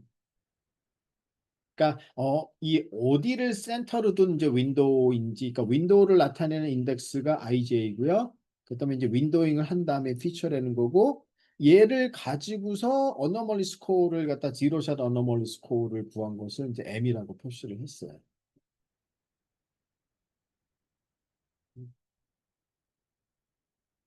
지로샷 어너멀리 스코어는 이제 앞에서 우리가 봤었잖아요. 그 어너멀리인 확률 값을 갖다가 뭐 우리가 어너멀리 스코어라고 생각을 하면 되겠죠. 그래서 이제 그 이 어너멀리 스코어가 계산이 되면 그 윈도우 안에 들어가는 모든 픽셀들은 다 똑같은 스코어를 갖다가 이제 할당을 합니다. 네? 그 윈도우 안에 들어가는 애들 픽셀들은 그러면 이제 많은 그 윈도잉을 한 결과들이 이제 많이 있을 거 아니에요? 그렇죠? 그래서 이제 최종적으로 그러면은 이제 그 윈도우들을 한 애들의 이제 최종적인 지로샷 어너멀리 스코어는 어떻게 되느냐 그러면은 그 걔네들 결과들의 하모닉 미인을 갖다가 조합 평균을 갖다가 구합니다. 그것이 이제 바로 이거예요. 조합 평균을 구함. 그러면 이제 이게 스몰 스케일에서도 그 윈도우들이 여러 개 나오잖아요. 그럼 각각 윈도우별로 스몰 스케일에서 이제 윈도우별로 나온 그 스코어들의 조합 평균이 있겠고요. 미드 스케일에서도 또 많은 애들의 이제 스코어들이 나올 거 아니에요? 또 다시 그거의 조합 평균을 구한 거고요.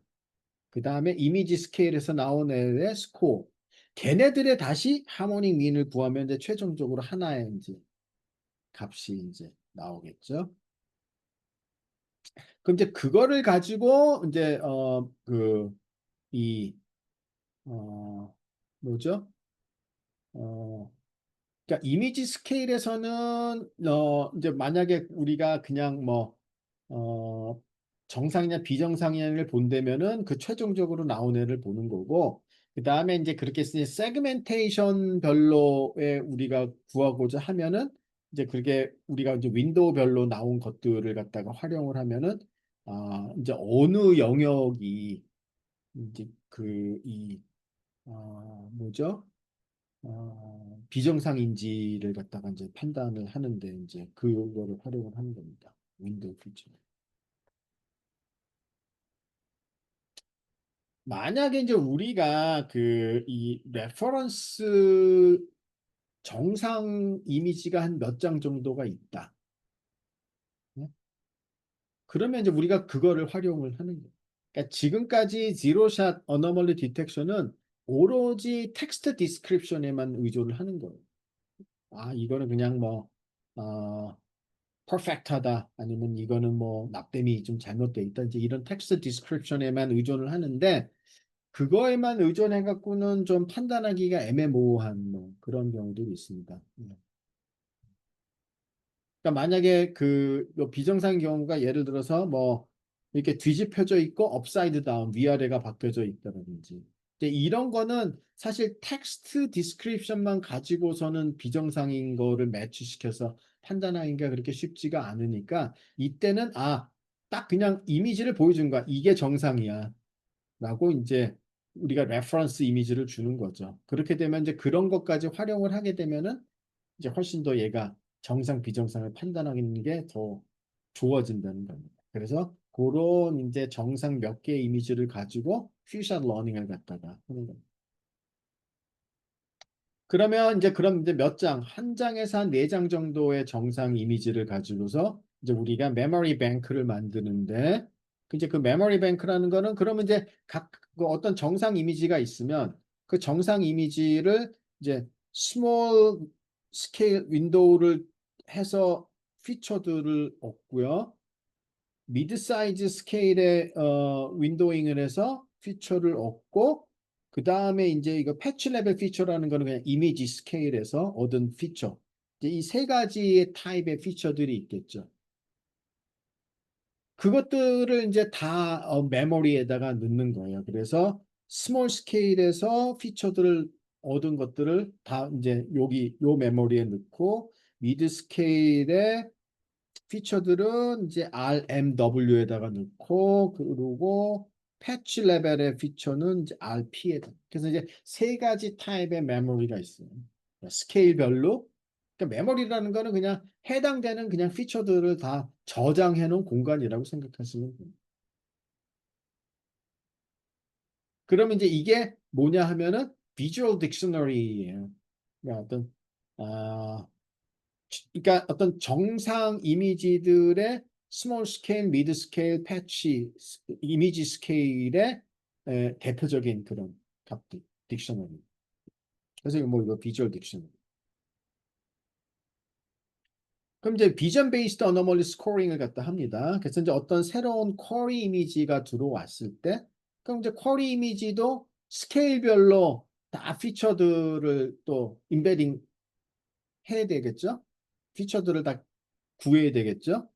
그러면은 이제 그 스케일별로 피처들이 있을 거 아니에요. 스몰 스케일, 미드 스케일, 그다음에 이미지 스케일. 쿼리 이미지에서. 그럼 이제 스케일별로 이 레퍼런스 메모리에 있는 애들하고 이제 비교를 합니다.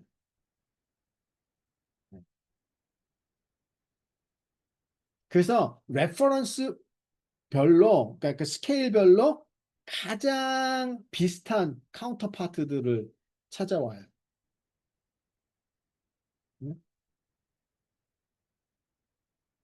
그래서 그러면 이제 코사인 시밀러리티를 갖다가 이제 맥스 코사인 시밀러리티를 보고요. 그리고 이 스코어는 이제 1 마이너스 맥스 코사인 시밀러리티가 됩니다. 그러니까 이제 굉장히 비슷하면은 이게 있으면 스코어가 작아지는 거고요. 별로 비슷하지 않으면 스코어가 커지는 거죠. 여기서 이제 이 비전 스코어라는 거는 궁극적으로 어너멀리 스코어가 되는 거죠. 왜냐하면은 이제 정상적인 그런 애들을 이제 이 비전 딕셔너리가 있는데 정상적인 애들하고 쫙 비교를 했는데 그다지 잘 매치가 안 된다면은 얘는 이제 그러니까 비주얼리 봤을 때는 좀 비정상 쪽으로 가는 거죠. 그러니까 이제 스코어는 이제 1 마이너스 그 코사인 시밀러리티로 이제 설정을 해 놓는 거예요. 그리고 이거는 이제 스케일별로 쭉 다 비교를 하고 그 중에서 이제 맥스를 갖다가 봅니다. 네.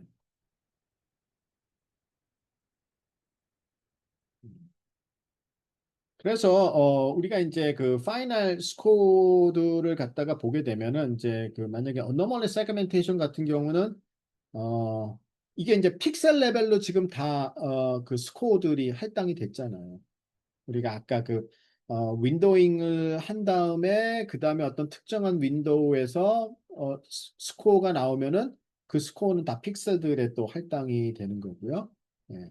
그래서 그 이제 이 세그멘테이션을 위해서 이제 픽셀 레벨의 이제 프레딕션 값들이 어떻게 되느냐 그러면 아까 애초에 이제 그 랭귀지 가이디드 맵 윙클릭 그냥 지로샷에서 나온 그 스코어들 과 그다음에 이제 이렇게 비전 쪽에서 비주얼리 지금 레퍼런스 이미지를 가지고 계산한 그 스코어 이것들을 이제 그냥 퓨즈 시킵니다. 단순히 그냥 엘리멘트 와이즈 더하기로 해가지고 최종적으로 픽셀 레벨의 그 프레딕션 스코어 값들이 계산이 됩니다. 그거를 가지고 이제 어느 부분 이제 threshold보다 큰 그 픽셀들의 스코어 값들이 크면 이제 걔네들만 이제 비정상이라고 이렇게 빨간색으로 하이라이트 되는 거예요. 뭐 클래시피케이션도 마찬가지로 이제 아까 그 그냥 지로샷 어너멀리 스코어에다가 지금 비주얼리 이제 따로 레퍼런스 이미지들로부터 계산한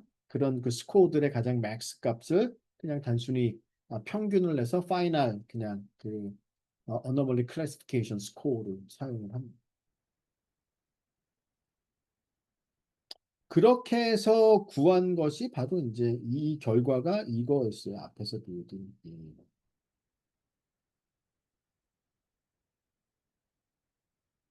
그래서 이제 이거를 갖다가 이제 우리가 서머라이즈를 하면은 이제 논문에 보면 이제 최종적으로 이 그림이 있는데, 그러니까 이제 이 그림이 바로 이제 그거예요. 그러면 이제 우리가 아까 그 컴포지셔널 프롬프트 앙상블을 구성을 했죠.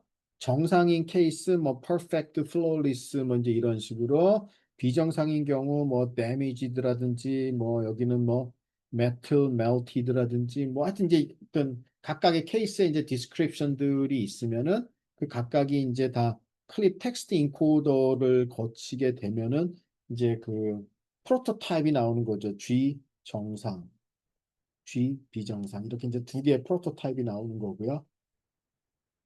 그 다음에 이제 어떤 그 쿼리가 들어가서 그러면 이제 그 클립 이미지 인코더를 거쳐서 이제 임베딩이 되는 거고 만약에 윈클립 플러스인 경우는 이제 레퍼런스 이미지들이 있으니까 이제 또 걔가 들어가는 거고 그래서 여기서 보면은 이제 윈도우가 세 가지 스케일이 있었잖아요. 그래서 스몰 스케일 그다음에 미드 스케일 그리고 이제 패치 임베딩이라는 거 이제 이미지 스케일로 해갖고 각각 그 임베딩 된 애들의 결과들을 가지고서 우리가 여기 이제 비교를 하는 거죠. 지금 이 프로토타입들과 그래서 그 결과들을 갖다가 이제 최종적으로 다 합쳐서 픽셀 레벨에서의 프레딕션과 이미지 레벨에서의 그 프레딕션 값을 가지고서 이제 우리가 최종적으로 어, 이 세그멘테이션까지 하는 건데 이제 윙클립 플러스 같은 경우는 이제 이 레퍼런스 이미지까지 뭐 이제 활용을 해서 튜닝을 한 결과고요. 그냥 지로샷만 하는 경우는 그냥 위쪽입니다. 그래서 최종적으로 이제 이렇게 픽셀 레벨 프레딕션이 나오면은 여기서 이제 상당히 픽셀 레벨에서 그 스코어가 큰 값 일정한 고 영역들이 이제 비정상인 거를 갖다가 이제 나타내게 됩니다. 이게 이제 전체적으로 이런 이제 어떤 하나의 그 클립 스타일의 그 모델을 가지고서 정상 비정상을 판단하고 그 이미지 안에서 비정상인 그 영역들을 세그멘테이션하는 이제 하나의 예가 되겠습니다. 이 방법만 있는 건 아닌데 그래도 이제 널리 알려진 대표적인 거고 조금은 보다 이제 조금 더 이해하기 쉬운 그러한 방법이기 때문에 이거를 이제 소개를 해드렸고요. 그래서 이제 이 윙클립이라는 그 이 모델을 이제 한번 정리를 해보면은 일단 우리가 이제 랭귀지 가이디드 데피니션이죠. 즉 어떤 컴포지셔널 프롬프트 앙상블을 갖다가 구성을 해서 비정상의 상태들을 이제 우리가 디스크라이브 하고 정상인 것들을 디스크라이브 해서 그런 다양한 텍스트 프롬프트를 이용을 해서 비정상인 거를 갖다가 판단을 하겠다는 거고요. 이제 윈도잉 테크닉, 스몰 스케일, 미드 스케일, 이미지 스케일 이런 이제 윈도잉 테크닉을 이용을 해가지고 뭔가 이 랭귀지랑 잘 얼라인된 로컬한 피처들을 활용을 할 수 있음으로써 우리가 이제 그 이 세그멘테이션들을 좀 더 잘 할 수 있게 하는 거고요. 네, 근데 추가적으로 아주 소수의 레퍼런스 이미지들이 어베일러블 하다면은 그것들을 이용을 해서 퓨전 러닝을 가능하게 함으로써 조금은 더 성능을 갖다가 높인다는 것이 이제 이 방법의 어떤 특징이라고 생각을 하시면 되겠습니다.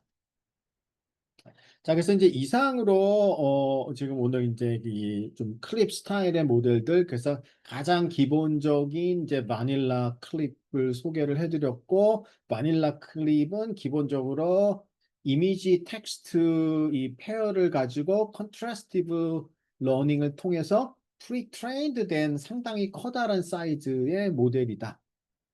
근데 이제 그래서 이제 지로샷 인퍼런스가 어느 정도 가능한데 프롬프트 튜닝 기술을 이용을 해서 이제 자기의 그 다운스트림 데이터에서 동작을 더 잘하게끔 프롬프트 튜닝을 적용할 수 있고 대표적으로 컨텍스트 옵티마이제이션이라는 기술이 쓰이고요.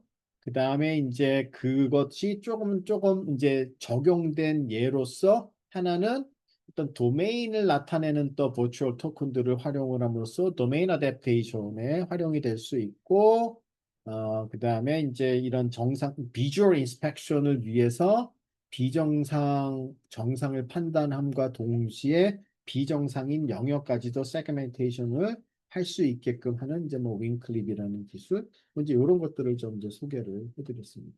네. 혹시 뭐 오늘 강의에서 질문 하고 싶은 게 있으면은 뭐 질문을 해주셔도 되고요. 다음에 이제 또 뭐 오프라인에서 만나게 되면은 뭐 그때 질문하셔도 되고 아마 여러분들이 이제 내일은 저는 없습니다. 내일은 이제 여러분들이 아마 뭐 그냥 하루 종일 프로젝트 이제 뭐 어떤 거를 할지 결정하고 뭐 토의하고 아마 그러는데 거의 시간을 쓸 것 같고 어, 아마 내일 말고 그 다음 주 토요일 날은 제가 하도록 하겠습니다. 암 진단 모델, 그러니까 단순히 이제 암 진단을 하는 거는 그냥 기존의 이미지 클래시피케이션을 하는 그런 모델들을 어, 뭐 쓰는 게 더 좋을 수도 있습니다.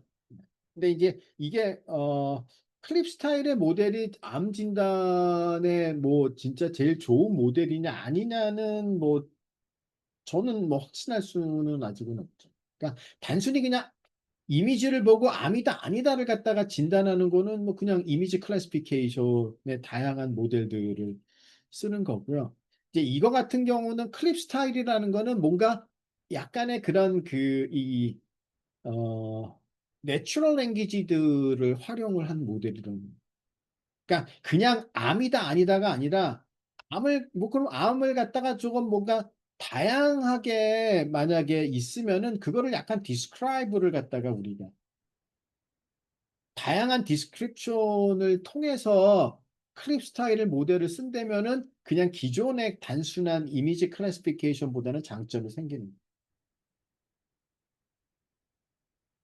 그러니까 그거는 이제 제가 그쪽 도메인 지식이 없어서 이제 뭐라고 말씀드릴 수는 없지만 뭔가 이런 그러니까 내추럴 랭귀지 디스크립션들을 활용을 할 수 있는 모델이라는 겁니다. 클립이라는.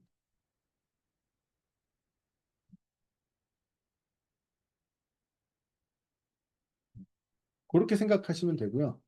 실제 이제 뭐 이런 스타일의 모델들을 보면은 뭐 그러니까 이제 뭐 의사 소견서 같은 것도 자동으로 막 이렇게 그건 이제 클립은 아니지만은 뭐 하면 이제 제너러티브 모델들이 소견서를 자동으로 써주는 뭐 그런 것들도 있습니다. 요새는. 네. 뭐 또 그 이외에 질문하고 싶은 거 있으신가요? 음. 네, 그러면 이제 장장 8주 동안의 강의였었고요. 강의 듣느라고 진짜 매일 밤 여러분들 진짜 애 많이 쓰셨습니다. 대단하십니다. 네. 요- 제가 직장인이라면은 저는 뭐 그렇게 못 들을 것 같아요. 피곤해서. 네. 그리고 그렇게 뭐 재밌는 강의도 아니고 사실은 원래는 제가 이것보다는 훨씬 더 강의를 옛날에 잘했던 것 같은데 저도 하도 이제 오래간만에 강의를 해서 그런지 제가 생각해서는 제 강의가 그렇게 만족스럽지는 않은 것 같아요. 뭐 예전에는 제가 더 강의를 잘했던 것 같고 근데 사실 이제 온라인 강의보다는 오프라인 강의가 훨씬 더 좀 전달력이 사실 더 좋기는 하죠. 그렇지만 하여튼 저도 이제 나름대로 어떤 최선을 다해서 여러분들을 조금 더 잘 가르치려고는 했는데 이제 얼마나 그 제 강의가 여러분들한테 잘 전달이 됐는지는 사실은 잘 모르겠습니다. 아마도 어쩌면은 조금 더 너무 어려웠을 수도 있고요. 뭐 제가 이제 난이도를 조절은 하지만은 뭐 그렇더라도 그게 또 뭐 모든 분들을 그렇게 만족시킬 수 있는 뭐 강의는 항상 아닐 수도 있기 때문에 어쨌거나 하여튼 그거를 떠나서 일단 뭐 8주 동안 이렇게 포기하지 않고 일단 뭐 열심히 참여를 하셨다는 점이 저는 일단 제일 중요하다고 봅니다. 그러니까 빠지지 않고 8주를 왔다. 이것만으로도 여러분들은 상당한 거를 갖다가 벌써 어치브한 거예요. 예, 그래서 여러분들한테 모두 다 박수를 보냅니다. 수고들 많이 하셨고요. 이제 남은 기간도 여러분들도 뭐 마저 열심히 잘 하시기를 바라고 네, 오늘은 일단 이걸로 마치도록 하겠습니다. 교수님 계속 네. 모습을 좀 보여주십시오. 저희가 아직 뭐, 몇 개월 다음에 남았습니다. 토요일 날은 이제 토요일 날은 가서 여러분들한테 또 뭐 좀 어떤 스페셜 토픽들도 좀 소개를 해드리고 뭐 여러분들 프로젝트 하는데 좀 뭐 고민이 되는 것들은 제가 아는 범위 내에서는 뭐 최대한 알려드리도록 하겠습니다. 교수님 내일은 쉬십시오. 내일은 오시라고 네, 하는 게 좀 무리인 알겠습니다. 것 같습니다. 내일만 쉬겠습니다. 네, 자, 네, 수고하셨습니다. 감사합니다. 감사합니다. 네, 감사합니다. 네. 수고하셨습니다.